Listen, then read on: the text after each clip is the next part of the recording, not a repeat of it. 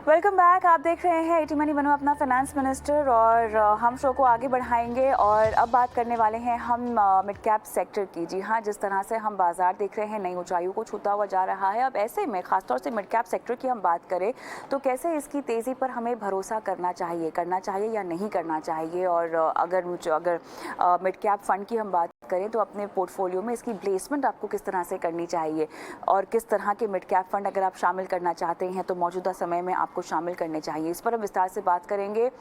कौस्तुभ Belapurkar, director fund research, morning star investment adviser India, हमारे साथ जुड़ गए हैं। कौस्तुभ, गुड इवनिंग, स्वागत है आपका एटी मनी बनो अपना फाइनेंस मिनिस्टर में। और इससे पहले कि मैं आपसे पूछूं कि कौन सा मिड कैप फंड आपको पसंद है और आप किसको रेकमेंड करेंगे, उससे पहले इस सेक्टर की दशा और दिशा के बारे में मुझे जानना है, क्योंकि बाजार में तो देखिए सब जगह हरियाली है ही, नए लेवल पे बाजार जाता हुआ दिखाई दे रहा है। अब ऐसे में मिड कैप सेक्टर की तेजी पर मुझे कितना भरोसा करना चाहिए एक निवेशक होने के नाते, ये समझाएं। जी कविता जी, और आपने बहुत ही इम्पोर्टेंट सवाल पूछा है, क्योंकि अगर आप हाल ही में देखें तो 2020 और 21 में मिड कैप फंड्स ने काफी अच्छा परफॉर्मेंस दिया है। और ये हमारे हिसाब से कि ये बहुत जरूरी है दर्शकों को याद रखने के लिए कि मिड कैप जो होती हैं ये उभरती हुई कंपनियां होती हैं। एकदम छोटी सी कंपनियां नहीं होती हैं, एस्टेब्लिश्ड होती हैं, पर इतने जो हमारे लार्ज कैप कंपनियां होती हैं जो बहुत ही बड़ी बड़ी होते हैं वैसे नहीं होती, पर उभर रही हैं बड़ी प्रॉफिट ग्रोथ या रेवेन्यू में बढ़ने के लिए। तो इसलिए उनका ग्रोथ ज्यादा हो सकता है और इसी हिसाब से उनका रिटर्न भी ओवर अ लॉन्ग टर्म अच्छा हो सकता है। पर ये भी याद करना बहुत जरूरी है कि मिड कैप में काफी वॉलेटिलिटी आ सकती है। स्टॉक पिकिंग जो है बहुत ही जरूरी है और लॉन्ग टर्म इन्वेस्टमेंट होराइजन भी बहुत ही जरूरी है।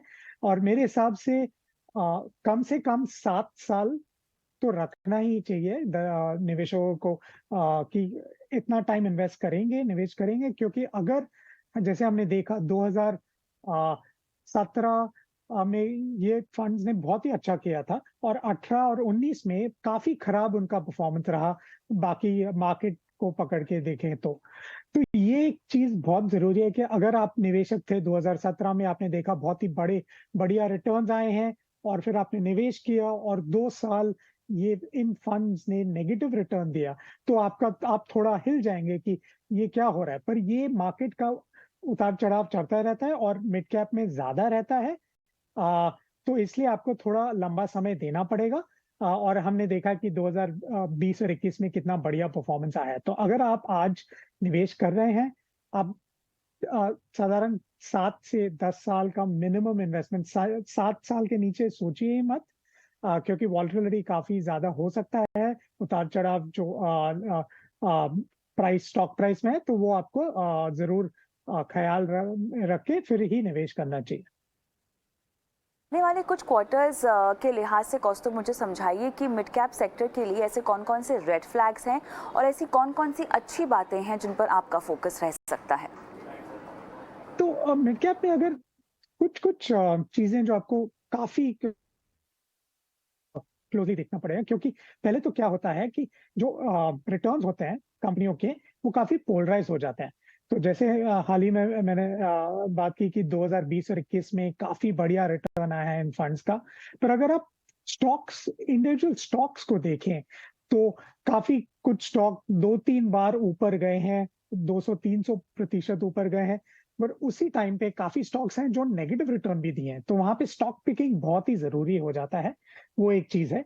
और दूसरा जो है वो वैल्यूएशन, जो हम बोलते हैं कि भाव कितना हो गया है, वो थोड़ा एक्सपेंसिव जोन में, काफी एक्सपेंसिव जोन में था लास्ट ईयर, अभी थोड़ा कम हो गया है। पर अभी भी एक्सपेंसिव जोन में है, तो वो भी आपको याद रखना पड़ेगा कि अगर आप थोड़ा महंगा खरीद रहे हैं तो आपका रिटर्न एक्सपेक्टेशन भी थोड़ा सा आपको मैनेज करना पड़ेगा, और जैसे मैंने बोला टाइम होराइजन भी उतना देना पड़ेगा। तो ये कुछ चीजें हैं जो हमें काफी जरूर देखने हैं। फंड मैनेजर्स और भी अच्छा काम करते हैं, जो कंपनी की मैनेजमेंट है, जो क्वालिटी ऑफ मैनेजमेंट बोलते हैं, वो काफी बारीकी से वो परखते हैं, क्योंकि हमारी जो बड़ी कंपनियां होगी उनकी मैनेजमेंट तो काफी वेल नोन है, तो कोई कॉर्पोरेट गवर्नेंस इश्यू नहीं आता है। पर मिड कैप कंपनी में वो थोड़ा ज्यादा रिस्क रहता है मैनेजमेंट क्वालिटी का, और फंड मैनेजर्स काफी बारीकी से ये जांच के ही कंपनियों में निवेश करते हैं। तो ये एक रेड फ्लैग नहीं, पर ये जो फंड मैनेजर का हिसाब से वो काफ़ी वो क्लोज़ली वॉच करते हैं। अच्छा, एक सवाल जो कि लोग भी बहुत बार पूछते रहते हैं कौस्तुभ, वो ये है कि जब मिड कैप फंड्स की बात होती है, जब इन्हें खरीदने की बात होती है, पोर्टफोलियो में शामिल करने की बात होती है, तो क्या हमें एक्टिव रूट अपनाना चाहिए या पैसिव रूट अपनाना चाहिए? ज़रूर। और ये बहुत ही इम्पोर्टेंट सवाल है, क्योंकि ये एक्टिव वर्सेस पैसिव का जो डिबेट है वो काफ़ी अभी हम्म। कुछ सालों में चल रहा है। अगर आप मिड कैप फंड्स का परफॉर्मेंस देखें, तो काफ़ी ठीक-ठाक रहा है 3-5 सालों में, कि वहाँ पे जो एक्टिव अल्फा जो जनरेट कर सकते हैं मैनेजर्स, जैसे मैंने बताया कि जो रेंज ऑफ रिटर्न्स जो रहते हैं स्टॉक्स के, इंडिविजुअल स्टॉक्स के, वो काफ़ी वाइड हो सकते हैं। किसी ने 200-300% दे दिया, किसी ने -40 -50% दे दिया। तो वो स्टॉक पिकिंग, अगर आप बढ़िया स्टॉक पिकिंग करेंगे तो आप अल्फा ज़रूर जनरेट कर पाएँगे। इसलिए मेरे हिसाब से एक्टिव मैनेजमेंट अभी भी यहाँ पे काम कर सकता है, और निवेशकों को ज़रूर एक्टिव फंड्स की तरफ देखना चाहिए। पर मैं बस एक और महत्वपूर्ण बात कहना चाहूँगा कि काफ़ी टाइम क्या होता है, और हमने देखा है कि अगर किसी फंड ने बहुत ही बढ़िया किया है हाल ही में, तो सब पैसा उसमें चला जाता है। और ये प्रॉब्लम क्यों है? क्योंकि हर फंड मैनेजर का जो स्टाइल रहता है वो अलग रहता है, और मार्केट के हिसाब से अच्छा टाइम आएगा किसी स्टाइल का, और बुरा टाइम भी आएगा, जो हम साइकिल्स ऑफ परफॉर्मेंस बोलते हैं। पर अगर आप हाल ही के परफॉर्मेंस को ही देख के अगर आप कोई फंड में आए, तो हो सकता है कि वो फंड अगले 1-2 साल के लिए परफॉर्म ना करे, और बाकी के फंड्स उभर के आएँ। ये होता रहता है। अगर आपने अच्छा फंड आइडेंटिफाई किया है, अगर उसका परफॉर्मेंस 1-2 साल खराब रहा, कोई चिंता की बात नहीं है। आप डटे रहें, क्योंकि आपका इन्वेस्टमेंट होराइज़न 7 साल या ज़्यादा है। जैसे मैंने बोला, ये आपको याद रखना है। और अगर आपका बिलीफ है, अगर ये अच्छा मैनेजर है और अभी उसका परफॉर्मेंस खराब चल रहा है, और आप अगर आ सकते हैं उस फंड में आज, तो आपको शायद अगले ही कुछ सालों में काफ़ी बढ़िया रिलेटिव रिटर्न मिल सकता है। तो ये काफ़ी महत्वपूर्ण चीज़ है कि निवेशकों को ज़रूर ध्यान देना है कि सिर्फ़ पास्ट परफॉर्मेंस को देख के आप ना आएँ, और थोड़ा एनालिसिस करना बहुत ज़रूरी है। चलिए, तो मेरे ख्याल से आप हमारे दर्शकों के लिए एक फंड्स की लिस्ट भी लेकर आए हैं, कुछ रिकमेंडेशंस भी है आपकी। बताएं कौन-कौन से फंड आप रेकमेंड कर रहे हैं मिड कैप की कैटेगरी में, और क्या वजह है इस रिकमेंडेशन के पीछे? जी बिल्कुल। तो जो 3 फंड हमने जो रेकमेंड किए हैं, वो पहला तो है कोटक इमर्जिंग इक्विटी। ये इस फंड पंकज टिब्रेवाल जी जो फंड मैनेजर हैं, काफ़ी सालों से ये स्ट्रैटेजी मैनेज कर रहे हैं, और काफ़ी कंसिस्टेंट परफॉर्मेंस रहा है इनका।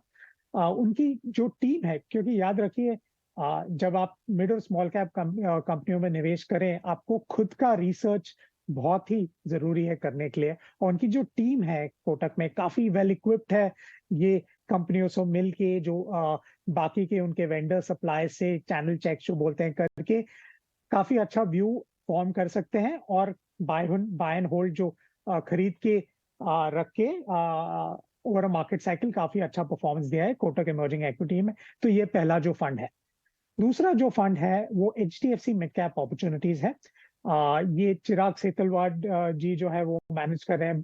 उनका भी काफी अच्छा ट्रैक रिकॉर्ड है काफी सालों से। बीच में थोड़ा परफॉर्मेंस खराब गया था, और जैसे मैंने बोला, फंड मैनेजर का उनका स्टाइल कभी फेवर में नहीं था, पर अभी अब हाल ही में देखेंगे तो काफी रीजनेबल परफॉर्मेंस आ गया है। उनकी भी जो बैकिंग टीम है काफ़ी अच्छी है रिसर्च करने में, और हमें काफ़ी कॉन्फिडेंस है कि ये फंड भी on a long term basis काफ़ी अच्छा करेगा। तीसरा, अभी काफ़ी दर्शकों को लगेगा कि ये तीसरा नाम क्यों है, बट मैं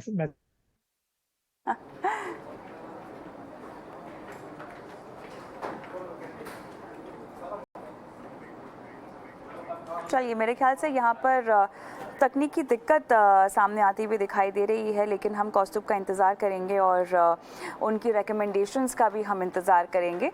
लेकिन उस बीच हमारे साथ दूसरी